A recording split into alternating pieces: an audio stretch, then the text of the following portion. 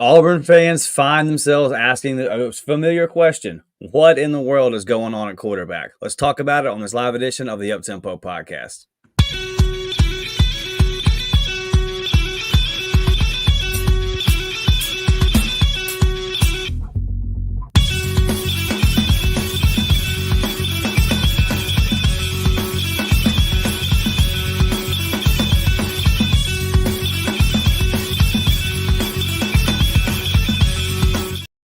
Let's go, Uptempo family, Auburn family, man. Hope everybody's having a good week. Dustin Smith, Blake Lane, back with our Tuesday night edition of the Uptempo podcast, man. Blake, how you doing this week, brother? Not good. Hey, come on, man. Come on. We got a dub coming this week, baby. Do we? Yeah, I don't know. Do we? Because I don't know. We lost to to New Mexico State last year, so I'm not counting it as a dub yet. We can't let the state of New Mexico come to do a do-si-do, man. Listen, you already know what the deal is. There's no reason to beat around the bush. Quarterback is the topic of discussion tonight. Like I said there in the intro, it's a familiar question, man. We've asked ourselves this question as a fan base before, and I hate that we're asking ourselves this in week 2. I'm going to play Hugh Freeze's answer in the press conference when asked about this. I thought it was pretty telling. It's the first time in a long time that he hasn't come out and said, Payton Thorne is my guy. So, obviously, we have a lot of thoughts on it. Before we do, my guy B. Will's Forehead was in here an hour beforehand with the $10 super chat. So, we appreciate you, buddy. Appreciate the support. He says, first thing Auburn should do is bench him. Then while Hank is balling, they can collect the money for Payton to pay everybody back through Venmo that lost their bets this weekend. Yeah, don't bet money. Don't bet money on the Auburn Tigers. Y'all leave PT alone. That's y'all's fault. Y'all leave that man alone. That's y'all's fault for putting money on Auburn at this point, especially in Jordan Hare now. I'll bet on Auburn and Jordan. Yeah, come on, Blake. Come on, Blake. Hey, look, I woke up Saturday morning. And I saw the line. I saw it fall to 10, and I was like, are you kidding me? I was like, Auburn only giving Cal 10? I was like, we're at Jordan Hare. I was like, I'm smashing that. Yeah, I had to pay up. So yeah, hey, contrary to what the Cal fans are saying on Twitter right now, check this out. We were wrong. Not scared to admit it. Not scared to admit it, man, for sure. A couple more comments before we play this clip from Coach Hugh Freeze. Daniel says, I am wondering how long will Payton have to play bad for Hugh to bench him? Well, that's what we're here to talk about tonight, brother. Chris says, Payton will start, do good against New Mexico, and then be back to booty for Arkansas. Yeah, I mean, yeah, we're going to get into it, man. I think that's a reasonable way to look at it. I kind of can see that playing out that way as well. Brett says, war damn fam, how we feeling? Still sick and disgusted, and I feel like there's no happiness in life. Yeah, me too. Brett, your Cowboys, we all went up there and buried Cleveland, brother. I don't want to hear it. Your Cowboys want to know. Just be a Cowboy for the week. Just be a Cowboy for the week. I'm baking over here. It's all Bucks over here, baby. You got to find the lane and get in it, Brett. We're going to be all right, baby. We're going to be all right. We're getting used to this. Ant's in here. He says, war damn Eagle, man. I see Connie in here. I see Maine in here. Pops is in here. I appreciate everybody being in here tonight. Okay, so like we said, Hugh Freeze was asked directly, as we all anticipated, as we all knew he was going to be asked about the quarterback situation, who will be starting quarterback. And I'm going to play it, Blake, and I'm just asking everybody, I'm sure y'all have seen it at this point, is think about his tone in the offseason and think about the way this right here sounds. New Mexico game? Yeah, that's a I've always believed that,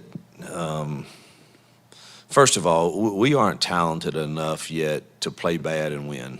And I know everybody doesn't want to hear that. The way we're choosing to build this is to try to develop young men. And obviously, if you follow recruiting, we're starting to get our roster to be better. But we can't play poorly and win, particularly with 5 turnovers. And other good teams can't either, obviously, as you see across the nation. But we're not there yet, but we're going to get there. And I said it's going to take some patience, but not that you should be satisfied. Anyone should be satisfied with Saturday's performance. But we will get there to where we could possibly play poorly and still win. We're not there yet.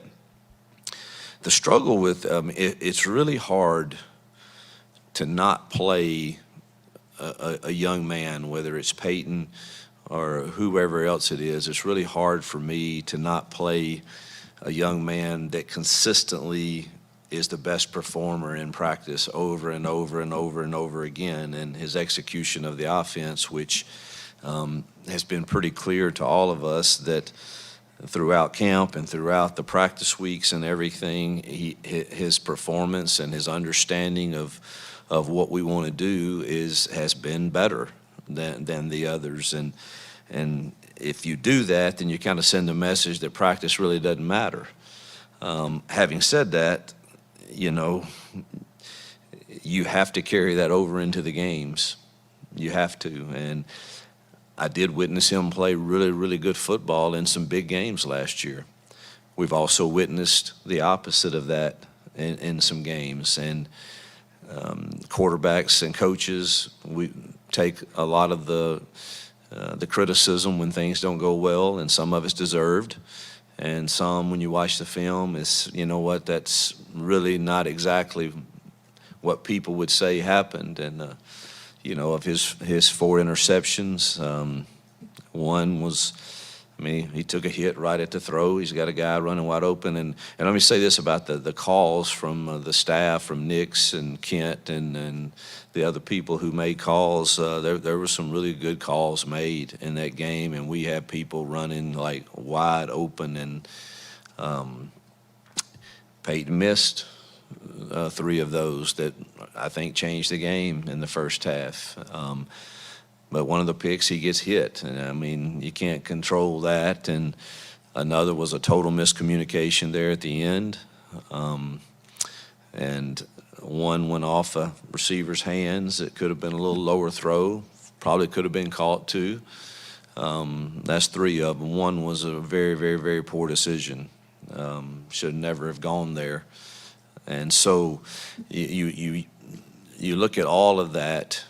He's the highest performer in practice and preparation, which obviously has led to us giving him the starting nod. And but there's got to be carryover into the game. And I think it was John Wooden that once, you know, said that he spoke directly about this and honoring the practice and stuff. But again, sometimes adjustments have to be made, and I assure you we're prepared if that continues. We have to go another direction. All right, Blake, a little bit of tap dance in there, a little bit of word salad. But I personally think that that's telling, because it just is such a different tone than we heard before. And just quick thoughts, and I really want to hear what you have to say about it. I just feel like, listening to that, it sounds like Payton Thorne is on his last stand. And I think that, and I know that me and you both think that the last stand should have already happened. Yep. But am I wrong in thinking, is that what it sounds like to you, that we're right here at the end of this thing? Yeah, but I'm not satisfied with that. Because you're up here talking about practice, not a game. Not a game. Talking about practice. All right. AI said it best, man. You ain't talking about the game. You're talking about practice. All right. I don't want to practice hero. I tweeted that yesterday. I don't want to practice hero. I don't care. I've heard that with other Auburn quarterbacks. Oh, he looks great in practice.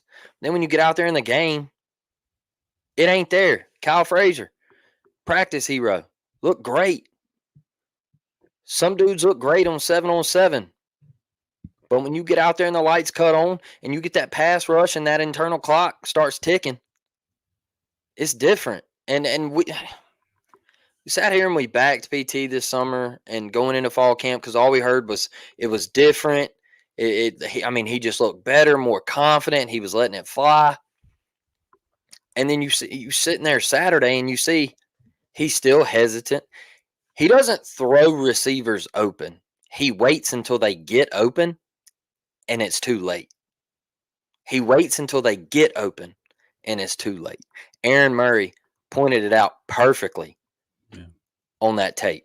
He's not going to – look, man, you watch a good NFL game. You watched last night Brock Purdy throwing the out route to Debo. Debo's head ain't even turned yet, and Brock Purdy's already spinning that thing. Bang. Debo turns, ball there. Mhm. You got to get the ball out. And I'm tired of hearing, well, it's the offensive line. No, it wasn't. I was sitting in the north end zone Saturday. There was a couple of plays where you could knock the offensive line, but there were a lot that I'll tell you. I can't remember what quarter it was, but Payton, he took a 3-step drop out of the gun, and instead of climbing the pocket, he went left. And when he went left, he got sacked. Wide open. If he climbs the pocket, he can take off and run for 7, 8, 10 yards. Just climb the pocket. He when he feels rushed, he's either going to take off left or take off right. And that's it. He's just, there's no climbing the pocket. He has no pocket presence, nothing. He's scared to death. And we're seeing the same things that we saw last year. Yeah. He's not going to let the ball rip. And when people tell me, oh, well, Hank's not playing because he's not better, how do you know? How do you know? How? Tell me. He looked better against Maryland. I don't care if they were playing soft zone and letting Auburn dink and no. He looked better. There looked like there was more life on the Auburn sideline when Hank Brown went in the game. I don't care. You have to put Hank Brown as your starting quarterback, and you have to let him go out there and have his opportunity. We're to the point where Payton Thorne cannot play another snap for Auburn. He can't. I'm telling you what's going to happen Saturday. If he trots out there, Auburn fans are going to boo. They're going to boo. They're either going to boo Payton or they're going to boo Freeze. One of the two, or just the situation, or the situation. One of them, somebody's getting booed Saturday if he trots out there. Then, if Payton goes out against New Mexico, let's just say he throws a pick in the first half. You're talking about now you're going to lose your fan base. Who knows about the locker room? I hate to say that. I hope not. But those are the things that happen on a football team. What else does he have to do for you to turn to somebody else? That's my thing. Is because the performance Saturday that we saw was awful. It was awful. And I'm telling you right now, that's not an SEC defense. And I see it in the chat. And what's going to happen is he's going to go out Saturday. He's probably going to play well against New Mexico. And then he's going to come home against Arkansas. And it's going to be the same damn thing. Arkansas is going to blitz on second and third down. They're going to bring pressure. And he's going to crumble. And I don't know, man. I don't know what else. I don't know what else does he have to throw 5, 6, 7 interceptions in a game for you to do it? Because it should have been that number Saturday. I mean, I don't know, man. I can't sit here and wrap my head around how you can keep moving forward with him calling the signals. I can't. You're going to end up making your bed and having to lay in it if you keep Payton Thorne playing quarterback at Auburn University. Yeah, I don't disagree with anything you said there. I'm not 100% positive if he would get booed when he came out. But boy, if he threw a pick in the first quarter or something like that, man, then I think he can get there. And I see our guy Brad in the comments says, man, can we not boo? Are we not better than that? Here's my response to that. I'm not here to tell fans what to do. Yeah. I kind of tried to interject what I think people should do when we first started the podcast. Quickly learned to shut that down. I'm not here to tell people what to do. You know, you pay your money, you go sit in the stadium, you do what you want. Me personally, I don't think that saying the words boo is as bad as people make it out to be. But if you do think it is, and like, you know what I mean? Like, cool. To me, if you're like yelling like personal things and berating a player, you know, reaching out to him personally and attacking him as a person, to me, that's where it crosses the line. Boo just doesn't have, to me, it doesn't hit. But like I'm not here, you know. But what we're saying, Brad, is whether it's right or wrong, indifferent. He got booed off the field last game, so it's already there. And that's just where it's at. Right, wrong, indifferent. That's just where it's at. So you know, it's like, and Brad, I hope they're not. You know what I mean? You know, like let's be clear on this, bro. Me and Blake both said in the summer, pulling so hard for Payton Thorne. Yep. Pulling so hard for him to be successful. I genuinely feel bad for him as like the person. Dude, he's inside of a pressure cooker, and he just doesn't have. I told you this before we hit record, Blake. There's things that he does well. I just think that his anticipation is like Sunbelt level. And that's why you see against the lower opponents, he looks serviceable. And then when it kind of steps up, it's just not quite there. He can make all the throws and all that. But like Aaron Murray knows way more about football than I ever will. Yep. And he put it right out there for you. You see what the problem is. Ike's been doing it. Ike did it all last season. It was why I was never too high on Payton Thorne coming in, was because Ike broke down every one of the snaps at Michigan State. This has been a problem. It's been a problem. So, it just is what it is, man. And I hate it. I hate it.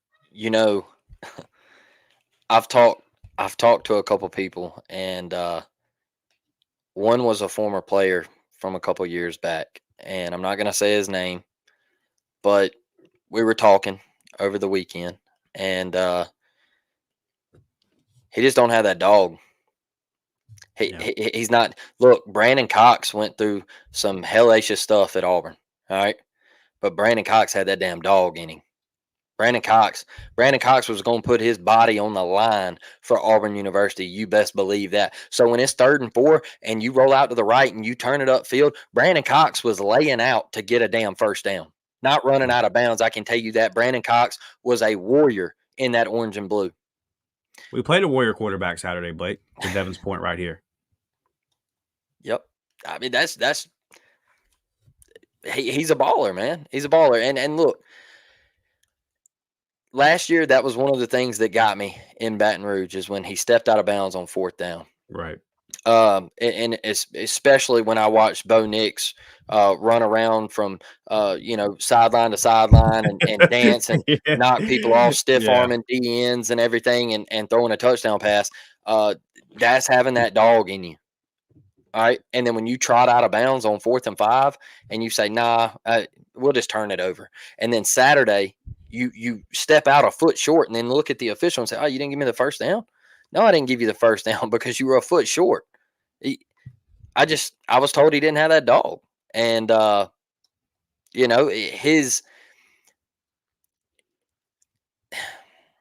his identity now with all these new gadgets is I can just chunk it downfield and Cam Coleman will go make a play. Felt that way, yeah. I can just chunk it downfield. I can just throw it up and Cam will be down there. He'll make a play. And that's what it kind of feels like, man, is everything's downfield now. Let's this weekend, can we run a screen? Can we run some mesh concepts?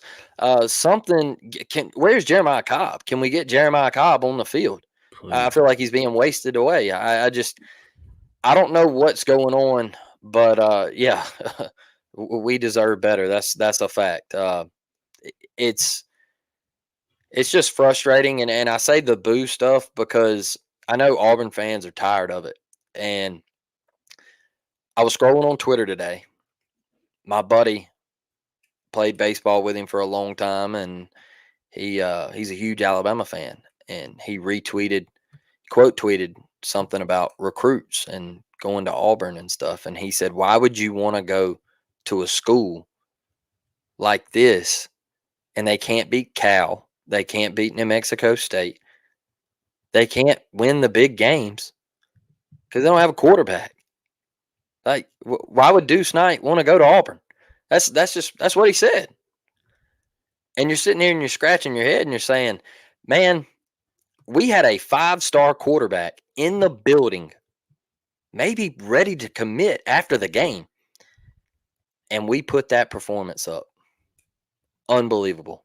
Unbelievable. I don't know what else has got to happen for Hank Brown to get a shot. And I know some people are on the Walker White train, but I just can't sit here and continue to watch one run out there and nobody else get a shot. Look, if Hank goes out there and he struggles, then I guess we can just call a spade and say, hey, we're going 4-8. But I would rather Hank go out there and struggle with him still having eligibility left than Payton Thorne go out there and struggle being a 5th-year senior, and he's done after this year. There's no coming back for him. So go out there and struggle with the guy who's still got eligibility and who could possibly be your quarterback next year. I don't know. That's me though. I don't get paid $6 million a year though. Yeah, for sure. I see there's a whole debate going on in the comment sections right now about boos, if they're appropriate and all that. Like I said, that's just that discussion. There's people on both sides of the fence there. I don't think it's really too much relevant. Some people are going to do it and some people aren't. And there might be some fans in the stands who get mad. Oh, well, go sit in another section. Yeah, everybody will be okay at the end of the day, for sure. So here's kind of what I wanted to do, Blake, because I was thinking about it today.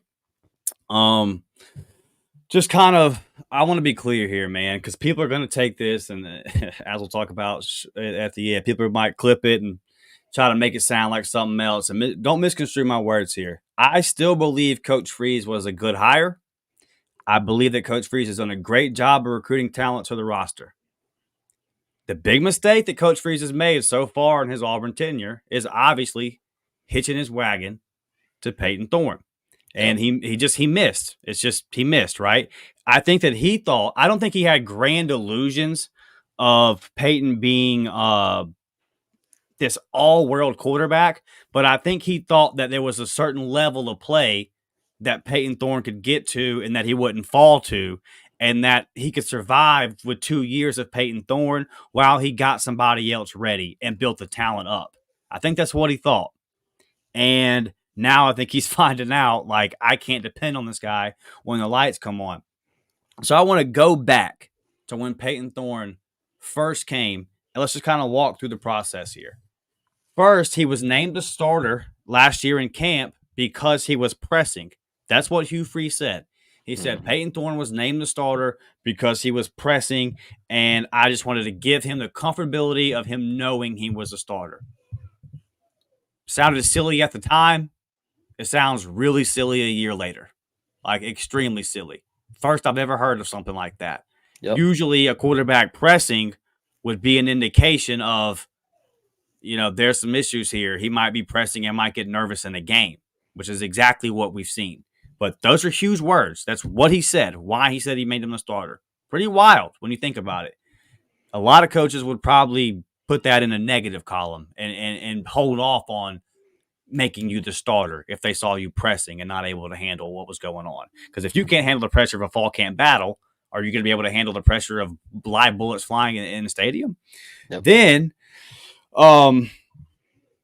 you rotated him for the entire first half of the season. Rotate mid-drives, not like, okay, we're in the red zone Robbie and all that. No, you rotated him mid-drive, 2nd and 2, rotate him out, 3rd and 1, rotate him out. You rotated him mid-drive for 6-7 games of the season. Yep. That was not fair to him or Robbie or the offense in general. Obviously, that didn't work. Then, third, you pull him in the bowl game, and what happens? A backup comes in and balls out. Obviously, just throwing fuel on the fire. The fourth thing Hugh did to mismanage the quarterback situation was then all summer after that, he declared he could get it right. He promised that it would all be okay and that Payton Thorne would be serviceable, and he just had to get his offense in place and put the weapons around him. Yep. Okay? So he kind of backed himself into that corner by saying, look, it was people that aren't here anymore. The receivers that aren't here anymore. They couldn't get open. The guy that was calling the plays, he's not here anymore. We weren't running my RPO system. Okay. Well, you say all that. The problem with that is now there's nowhere else to go. There's no wiggle room. It's all on you now. And the fifth thing he did really is kind of where we're at. Now you're holding a press conference in week 3. Week 3, man. We're 2 games in. And you can't tell us who the starter is. Just from the jump, Blake. Step by step by step by step by step. None of it's worked. It's all been what feels like at least the wrong choice. And where I feel like we're at now is I just feel like we're waiting on another bad performance to do it. I don't see the plus in that. Why? It's coming. Does anybody in here, anybody in the chat, do you think Payton Thorne is starting by the end of the season? If you do, please let me know. Doesn't look good. We can all say it doesn't look good right now. So if we're right here on this point of he's one bad performance, which if you heard go back and listen to the clip we played, at the end there, Hugh said, we are going to be prepared if this happens again. Yep. I wouldn't be surprised if Hank's getting ones with the reps with the ones this week. I don't know that for sure. We'll probably find out if that happens. But I mean, it feels like, because if PT comes out and struggles in the first quarter, you have to. My thing with it is, this feels like the perfect game to get Hank ready. Yep. So I just don't feel like, are we really going to wait for the third quarter of Arkansas to make the move? Are you really going to get into the Oklahoma game and then be like, oh, do I do it in this game? Because then you can't do it next week versus Georgia, and you can't do it on the road. You got to do it now. This is the biggest mismanagement part of it to me, other than the first part I named about when you said he's a starter because he's pressing. That just kind of set the whole, looking back on it, that's the big red flag in the whole thing. But yeah, bro, I'm looking at it right now and I'm like, are you going to go on a long trip if you know that your car is probably going to break down halfway there? No. That wouldn't make any sense, would it? That wouldn't make any sense. So I don't understand why we're getting in this car that we know is not going to get to the destination. We know it's not going to get to the destination. Maybe we have a car that's not quite ready, and I don't. It's not as nice as this whole experience thing, man. I get it, bro. I get it. Payton can get up on the board and probably draw up the protections and all that better. But when you can't sell me on experience when a guy throws 4 interceptions in the game, does the experience even matter? Is Hank Hank can't go in there and do worse than that, can he? Can anybody? 4? I'll tell you this, and I got a comment highlighted over here that I wanted to touch on. Excuse me for the language, but once again, the Go to College Football sat at the College Game Day desk the other day and said, you can take $20 million and you can spend it on a roster, but if you spend it on the wrong guy, you're shit out of luck. Yep. And guess what? NIL could play a factor. You're paying dudes, and look, it's a business now. You made an investment, and that could be a reason that we don't know. It could be behind the scenes. I don't know that. I'm not saying it is. I'm just saying you have made an investment and you're paying people now. And that's just how it goes sometimes. That's like in the NFL. All right. You see these dudes, they sign $200 million contracts and they go out there and they play like trash. And you're like, well, why aren't they benched? Well, the San Francisco 49ers made an investment. That's why he's not benched. All right. Or the Los Angeles Rams, they made an investment. So he's got to play. They're not going to sit $200 million on the bench. Okay. I don't know what it is. I don't know what we got to do. But I wanted to talk about this, Dustin, real quick. I just wanted to give my thoughts. Daniel, appreciate the comment. Hugh Freeze was building for year 3 the moment he walked in the door. I understand this, and I agree, and I'm okay with waiting for year 3. But there is a program right north of this state that didn't wait that long, and that is Josh Heupel and the damn Tennessee Volunteers. All right? Josh Heupel, let's go back. All right?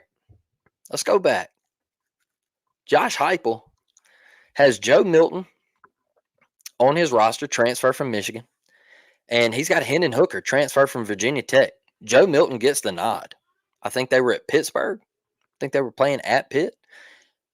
Josh Heupel said, hey, I'm sorry, I got to make a change.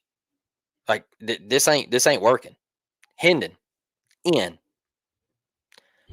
Y'all, Tennessee won 10 games in year 2. They won 10 games. They didn't wait. It was, you're not getting it done. You're out. Hendon, you're in. Now, I don't know if Hank Brown is anything like Hendon Hooker. He was a hell of a player. But Josh didn't wait around. He said, hey, you're not getting it done. Joe, you're not getting it done. You got to sit on the bench and wait for next year. All right. And then people say, well, year 3, Tennessee took a step back. Yeah, that was that window for Nico to take over this year. Heupel knew they weren't going to be very good last year. We win 8 games. We'll look, bang, we got Nico coming in. We're good. All right. Nico did his time last year on the bench behind Joe Milton, stepped in now, and look at them. They're beating the absolute piss out of people. And that offense is grooving. He made the change quick, fast, and in a hurry. He said, hey, Joe is just not the guy. I got a guy behind him that's better. And it was year 2. It was year 2. And they were already winning. They were playing in a New Year's 6. And Auburn can do the same thing, man. That's the frustrating part is Auburn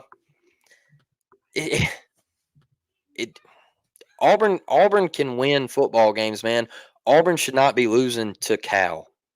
They shouldn't be. It's just that's not how things should be going. And I don't care what anybody has to say about Auburn's not a blue blood or anything.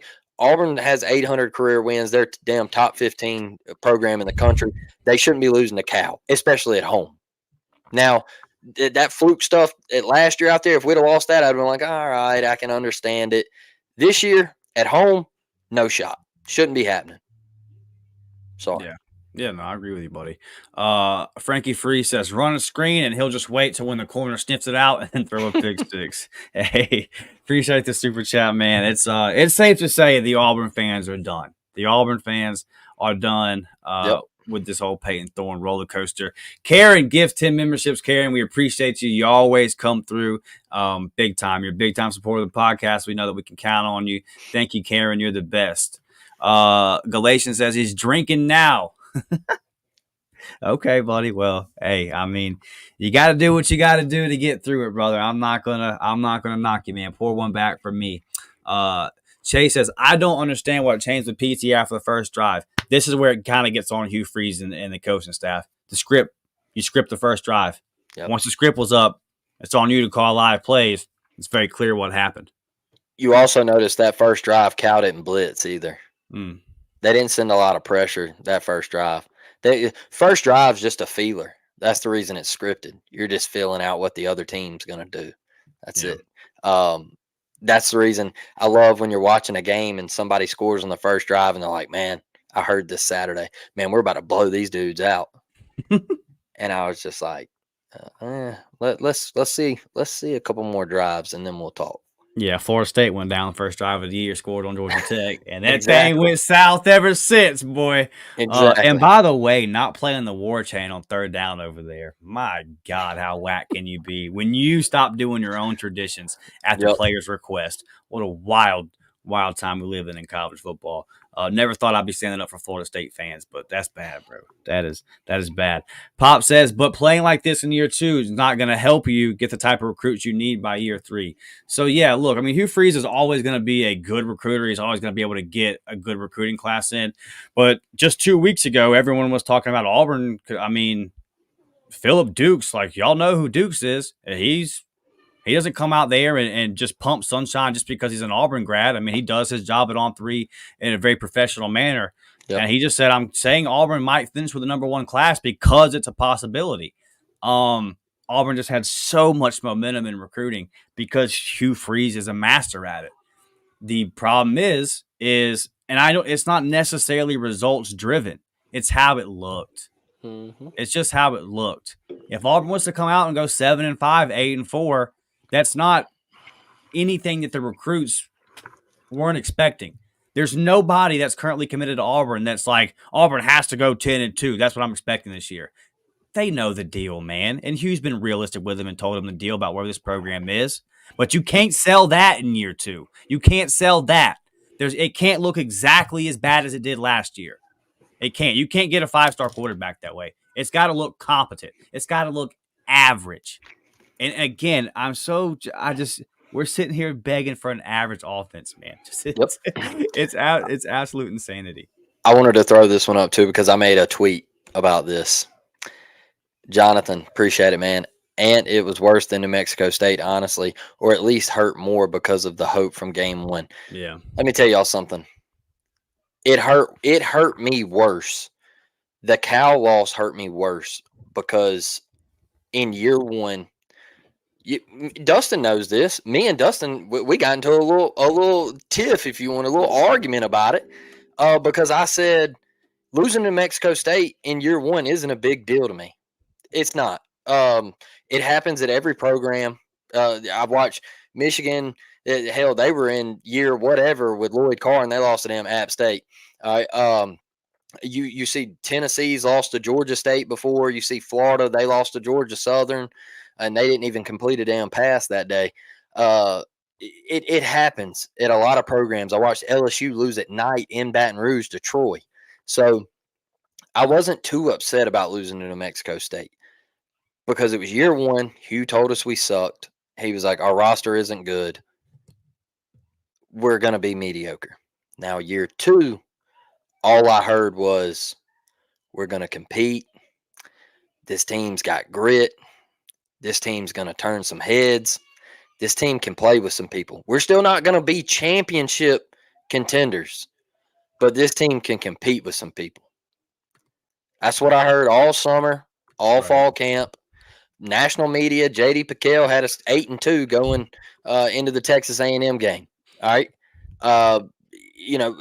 Nick, he was high on us, and it hurt because I'm sitting here expecting to absolutely hammer Cal by at least 2 scores. You go in and you dominate, and you couldn't do it. You couldn't do it. It was the same thing I watched last year, minus the rotation of Robbie Ashford. It was the same thing. Lost on offense, and then you come out today or yesterday or whenever and say you say that you took too big of a package into the game. Yeah. Man, he's a 5th-year starting senior quarterback, and you're telling me you took too big of a package into the game? No, what it is you went and aired it out against Alabama A&M. You took all the deep shots, and it was, oh my God, Auburn's back, and then you thought you were going to do that against Cal, and it didn't happen. That's what it was. It wasn't. You didn't take too big of a package in there. Perry Thompson played 1 snap. Yeah, that's unexcusable.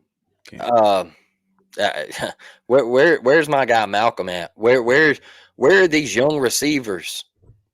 Our tight ends still can't block. Yeah, I mean, like, so to the, like, when Luke Deal missing that block, it's like, I'm just over it, man. You know what I mean? Like, you've been in the program forever and you still can't make that block. Like, I know we all love you and all that, but, like, at some point, man, like, the performance on the field, it's just got to matter. And okay, you want to take up for Jarquez and everything. You want to say, hey, I missed a block. Jarquez is a senior. Yeah. You can't fumble the ball in that situation, man. You can't do it. It's just if you want to be a leader and lay the groundwork and bring Auburn back to what we used to be, you can't fumble there. And that's just a sign of a bad football team. When somebody is allowing you to stay in a game and you've turned the ball over that many times and you are still within distance of scoring and sending the game to overtime, and it's been that bad, that's just a sign of two bad football teams. It was just bad all around. I don't get it. Yeah, it wasn't. That one's not gonna be replayed on ESPN Classic or nothing like that, man. Hey, we have not got to this because of the way the game went down and everything like that. There's another clip I want to play, Blake. I found it interesting. A couple more comments I want to get to, but real quick, man, I am going to show some love. That's right. We did not do a player of the game. We forgot to do a player of the game last Sunday. We were pretty fired up, as you guys know. But listen. It's Keldrick Falk, baby. I thought it was his best game as an Auburn Tiger. Blake, he is rounding into NFL form, man. I think he's found that groove.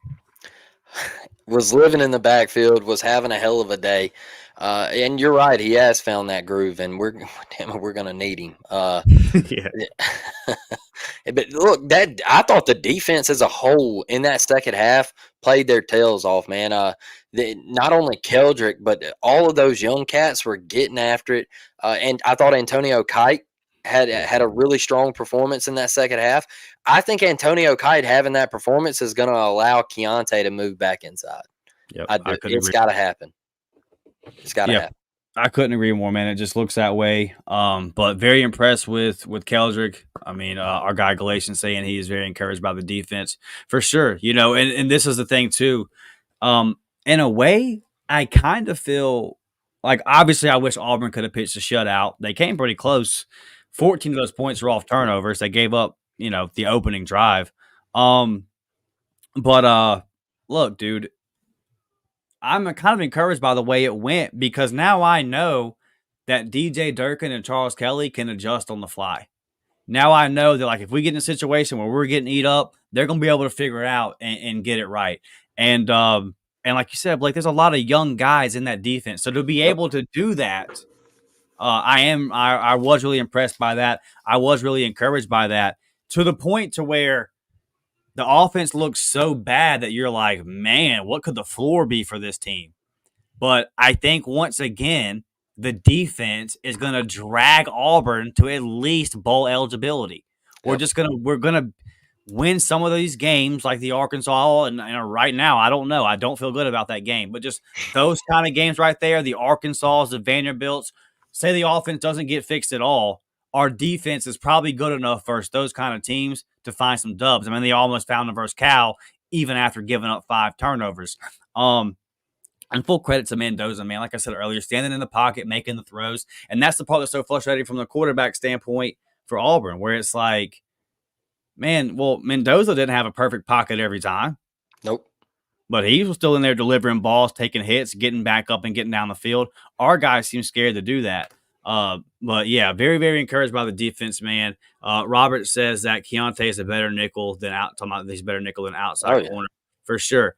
Yeah, Pops. I mean, you can scream it from the mountaintop, and it's funny because Hugh got asked in SEC media days what the identity of the team was going to be, and he said, "I hope it's run the football." His own daughter made a TikTok in the middle of the game of remember the clip in The Blind Side where she's like, "Run the damn ball." Yeah. His daughter made a TikTok really? saying that in the middle of the game, saying, "Run the damn ball." I believe it was his daughter, if I'm not mistaken. I can't remember. I'm pretty sure it was, but made a TikTok saying that, and Auburn is that was supposed to be the bread and butter this year, man, and we got away from it. Now you got players actually on social media saying, "What did you think went wrong Saturday?" And they said, "We didn't run the ball enough." There it is. Yeah. That's inexcusable at Auburn University. If we're running the ball, you can stick with it, buddy. You're not going to piss anybody off in that stadium by running the ball well. I can promise you that. Trent, hey, Blake, they love the TikTok, baby. He said, not 1, not 2, not 3. If y'all didn't, man, go check out Blake on TikTok. That thing is funny, bro. That thing went viral. It got me. Yeah. Yeah, it's good stuff, man. All right, look. Real quick, one thing is I did make a new one today. And look, guys, one thing I want to say about the TikTok is it's all jokes. Yeah. When I do that stuff, like, I'm not being serious. So please don't take it like out of the way or out of context or anything. It's all jokes. Like, I posted one a while ago of LeBron on stage and he's saying not 2, not 3, not 4, not 5. And I captioned it, "How many picks is Payton Thorne going to throw Saturday against New Mexico?" So it's all jokes. It's just a fun little, that's what the app is it's fun. Right, so. For sure. Don't get too much in your feelings out there. But listen, Karen gifted 10 memberships, and we appreciate you, Karen, for doing that. Going to be back on the grind this Friday night, back in the high school stadium. So I got to go through the schedule and see which game I'm going to be getting to. I will definitely let you guys know here tomorrow. But yeah, we got our memberships right here. $3.99 a month for the JV squad, $5.99 a month for the varsity squad. You get recruiting update videos. Boy, I've got a spicy one coming out this week, man. We got that loss was probably the first loss that made the recruits stop and say, whoa. And I'm not saying the class is falling apart or nothing, but I'm just saying you can't keep having performances like that. So we got a lot to talk about on that. You'll get in the game day group chat. And listen, we got a lot of new members. A lot of you guys continue to join every week that are not joining the game day group chat. And I see y'all on Twitter. So you don't have to. But if you want to kind of keep up with the podcast, if you want some of the inside information that we get, our guy Jazzy dropped a nice little nugget in there Saturday. It wasn't a nice little nugget from an Auburn fan standpoint, but it was definitely a juicy nugget. I shouldn't have called it nice. So, yeah, man, there's a lot of stuff going on over there. We were building a great community inside the game day group chat, building the family. I love all you guys, man. We're just, like Blake says all the time, just one big family in there. And then the gameplay with you, we can get on this gameplay, get on this Xbox and play my guy Trevor the other day. I love you, Trevor, but I pulled out that pick on the goal line, baby, to take home that 35-28 dub. So if you want to play us in video games, this is the way. Watch the film. We do watch the film on basketball, baseball, and these recruits, discounted merchandise, all kind of stuff, man. If you're interested in helping us out at the Uptempo podcast, you can also go over to the warpourshop.com, get you a t-shirt, get you some Uptempo merch, and I would appreciate it, man, if you guys did that. Yep. Now, let's get over here real quick. I had a couple more I wanted to get to before I played this last clip. Let's see. Yeah, I think I already kind of touched on it. Just but playing this year is not gonna help you with these type of recruits. Yeah, I think I already spoke on this one. All right. So yeah, let's get to this last clip, Blake, because I just found it interesting and not a lot of people are talking about it. I'm just gonna play it and I just want to hear your initial reaction. I know that you haven't even heard this yet, so just kind of want to see what you think about this. Just found it interesting. So that is it's a real battle that you have to face, and we'll see today in my teaching session and the time we spend together. But I depend upon our assistant coaches and our staff to be consistent in our approach and our enthusiasm and the efforts we are putting into building this program the right way through high school recruiting. And our young kids, I don't worry about them at all.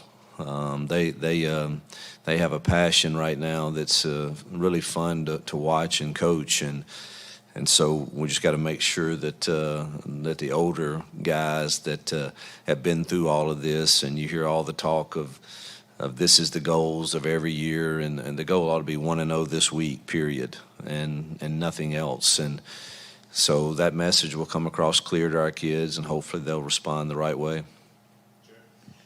Yeah, Hugh, will you seriously? Okay, Blake, am I making too much of this? The whole part that caught my attention there was I don't have to worry about the young guys. I got to worry about the older guys. I think what he might be saying is you got to worry about the older guys kind of giving up and saying, season's over. We lost in week 2, whatever. And the young guys are pushing to get on the field. I think that might be what he's saying there. Like a Bryce Kane might be hungry. Like I'm not saying that he's given up. Don't take it that way. But like a Robert Lewis, who's a transfer in, throw the hands up and say, "Oh, like it's over. We lost a cow." And then Bryce Kane might be sitting there going, "Hey, well, I want on the field. All right, I got a drive and determination that I want to play." I can't remember who said it in the chat earlier, but they said, "I wish Hugh Freeze would go and watch one of his pressers because the body language, the body language speaks volumes, man." Like, I don't know. He's all over the place. Like, there's no way Perry Thompson's happy though, only getting one snap. Like, what are we doing? It was just a disaster last Saturday. I can't sit here and it makes me sick, man. It really makes me sick that Monday morning I got to walk in and I wear an Auburn shirt to work because I love Auburn. Eat, sleep, and breathe Auburn. And the first thing I get is, y'all lost a cow. And I'm just sitting here saying, can't get out there and play for them, man. Like, nothing I can do about it. I hope the older guys don't give up, Dustin. I hope they don't drop their heads, hang their heads, because I still think if a change at quarterback is made, if we go out Saturday and a change at quarterback's made, let's ride. I'm not going to lose confidence in this team. If Hank Brown trots his butt out there and I see a different type of swagger, a different type of feel on that sideline, I see a different type of juice being brought. I know you always like that. I'm gonna perk up and say, hey, this team looks different. This is the team that we were talking about. And to the older guys that might be wanting to say, hey, it's over, it's not over. You haven't played a conference game yet. Mm. The season it's not over because you get an automatic bid to the playoff. Now, I'm not saying that Auburn's going to the playoff. I'm just saying there's still things to fight for. There's still things in reach. Atlanta is still in reach. Even though we lost to Cal, Atlanta is mathematically still in reach. So there's not anything to hang your hat about. It's time to go back to work. All right. Like Eugene says, we got to work, hard work. So get back on the grind, man. And it's I know it hurts right now. I know it's painful. It sucks. I didn't even want to do this episode tonight because I'm still not over it. And you just got to grind, man. You got to believe in your head coach. As bad as it has been so far with the PT situation, you still got to hang in there and believe that we are going to get back on the right track, Dustin. Yeah. Frankie Freeze says, if young kids isn't the issue, start the damn red shirt freshman QB. So let's do this. Let's say Payton plays like he did versus Alabama A&M. Okay.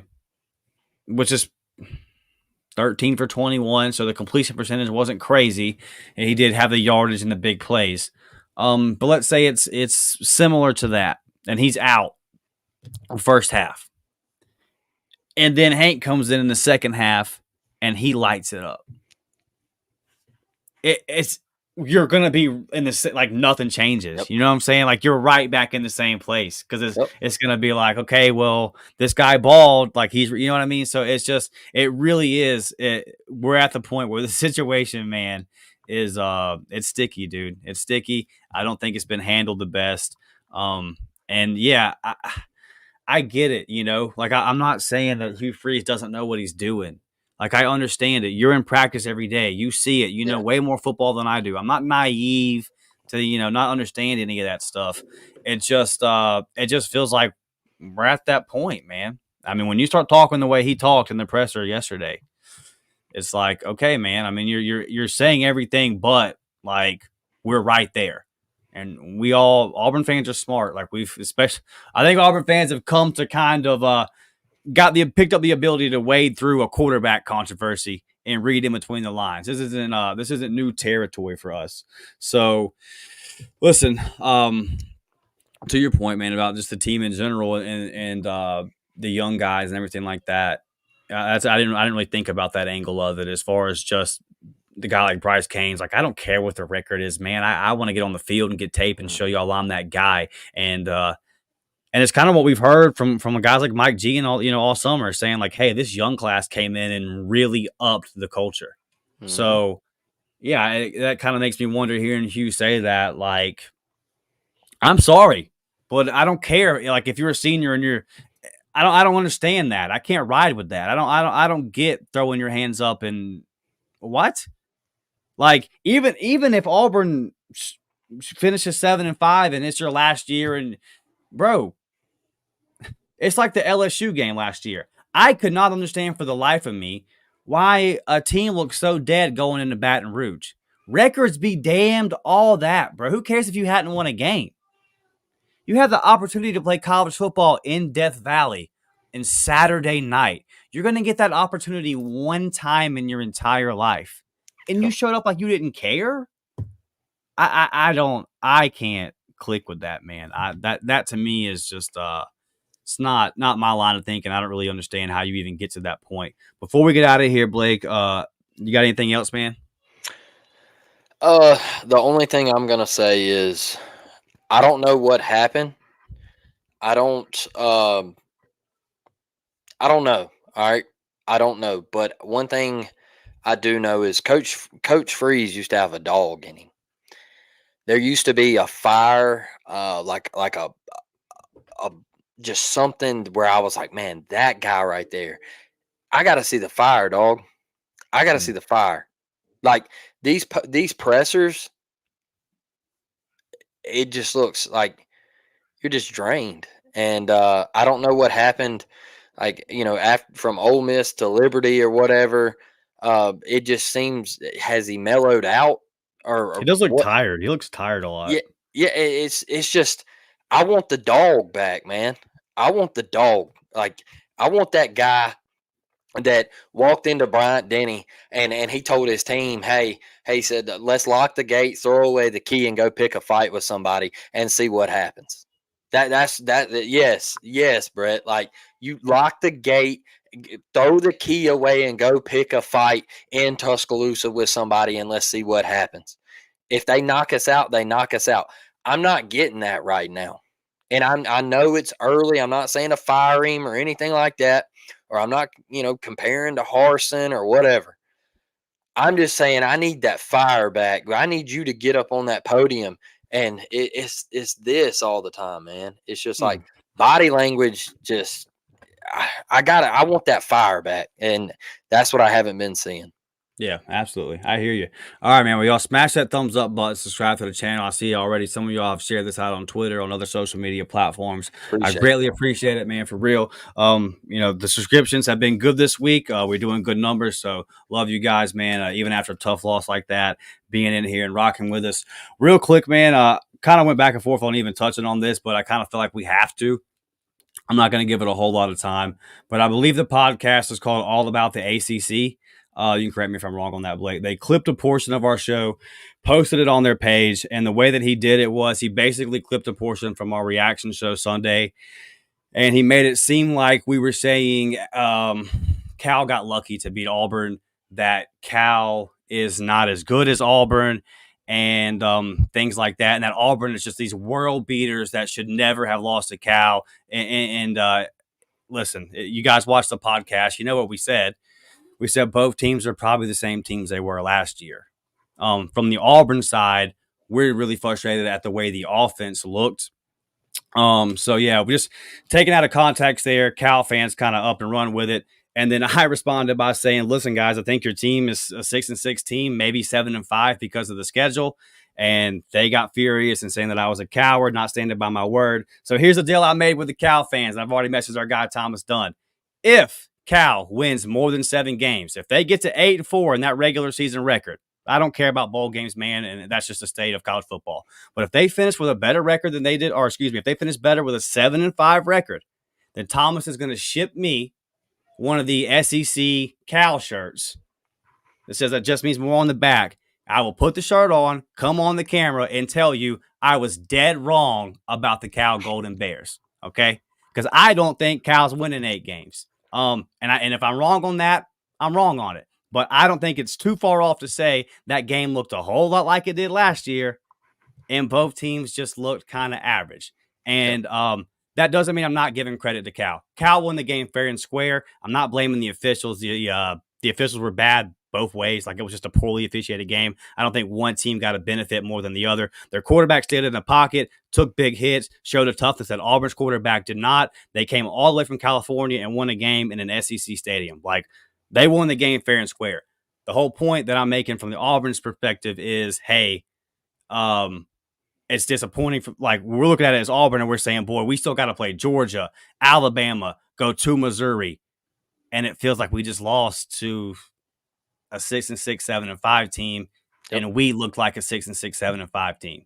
And if Cal's better than 7-5, then I will stand here, put my face on. A lot of people talk behind burners, Blake. It's interesting to call somebody a coward that puts their name and face on something when you're doing that behind a burner. I think that's pretty interesting. But yeah, man. So all love to the Cal fans. That was a good. They showed up and they took over our stadium, and I had a great time with them for real though. And But yeah, I'm not wishing y'all the best the rest of the season because I don't want to put that damn shirt on. But but hey man, listen, if they do it, I'll definitely do it. And as far as that guy goes that clipped us and put it out of context and all that, that's clown shit, brother. Me and Blake would never do that. We don't get down like that. We're kind of surprised. This stuff's happened to us before. It always kind of surprises us when it happens because we're like, whoa, people do this. Like, it's just not how our head works. And I DM'd him and he didn't even respond and this, that, and the other. So it is what it is, man. You don't have permission to use our content, just so you know. And if you do it again, we'll definitely have to deal with it. But that's that, man. And I hope we don't have to address things like that anymore as far as that kind of thing goes. But if you're going to take our work that we work hard on and then misrepresent it, we got to have to at least talk about it and try to do it behind closed doors and you wouldn't respond. So here we go. All right, guys, enough of that. Listen, New Mexico, we're going to be back on here Thursday night. Going to look forward. How can Auburn move forward? There's still 10 games left. We got a long football season ahead of us. Members, stay on the lookout. Got a whole lot of recruiting stuff to talk about. Got some other things I kind of want to talk to y'all about as well. And Blake, you got the betting with Blake coming up this week. We got some money we gonna make, baby. Yeah, I didn't put out a episode last week because I was at the game. Went up to the in-laws in Monroeville Friday night, so I didn't put out an episode. So we'll do one this week. All right, man. Let's go. All right, we'll see you guys Thursday night to preview Auburn's matchup versus New Mexico, man. It is War Damn Eagle, baby. That is never going to change. We'll catch y'all on the next one. We're out of here. War Damn.